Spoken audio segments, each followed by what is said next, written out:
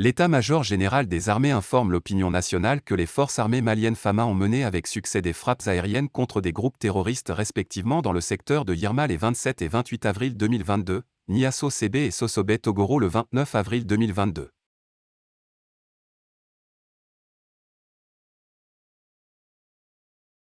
Ces actions matérialisent davantage la montée en puissance continue des FAMA ainsi que l'efficacité de la coordination entre les services de renseignement, les structures de planification et les forces d'intervention. Le processus patient et professionnel de collecte, d'analyse et de recoupement des services de renseignement a permis un ciblage extrêmement précis et des frappes très pointues comme suit secteur de Yirma. Dans la nuit du 27 au 28 avril 2022, les frappes ont ciblé dans le secteur de Yirma, localité située à 23 km au sud-ouest de Mondoro, un regroupement et une rencontre de coordination et de planification d'attaque par des terroristes de la Katiba Serma et Ansaroul al-Islam.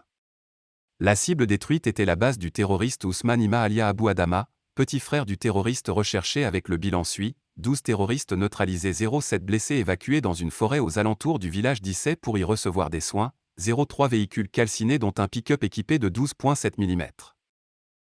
Plusieurs motos dont un tricycle brûlé secteur de Niasso CB Sosobé Togoro. Le 29 avril 2022, les frappes ont ciblé un important dépôt logistique opérationnel des terroristes situé entre les localités de Niasso CB et Sosobé Togoro. Cette cache des terroristes a été détruite grâce à la précision des renseignements et au choix des points visés ayant occasionné de grandes et multiples explosions en différents points du dépôt. Les puissants incendies observés après les frappes confirment la destruction du site contenant divers matériels de guerre y compris des explosifs, des drones, des armes et des munitions. Ce dépôt avait également été identifié et localisé suite à une longue série de renseignements techniques ainsi que de patientes opérations de surveillance et d'observation aérienne.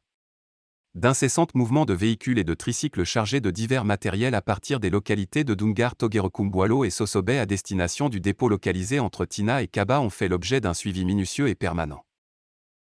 Les matériels observés ont sans équivoque été identifiés comme des matériels de guerre destinés à être utilisés contre les communautés ainsi que les FAMA engagés dans la protection de paisibles citoyens maliens. Ces frappes ont contribué à anéantir les espoirs et plans funestes des terroristes et leur soutien.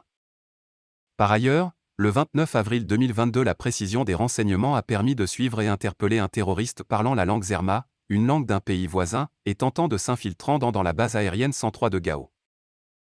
Le succès et l'efficacité de ces actions affaiblissement les groupes terroristes les privent de moyens de pression contre les braves populations maliennes et renforcent les FAMA dans l'exécution de leur mission régalienne de défense de l'intégrité du territoire, de protection des personnes et leurs biens.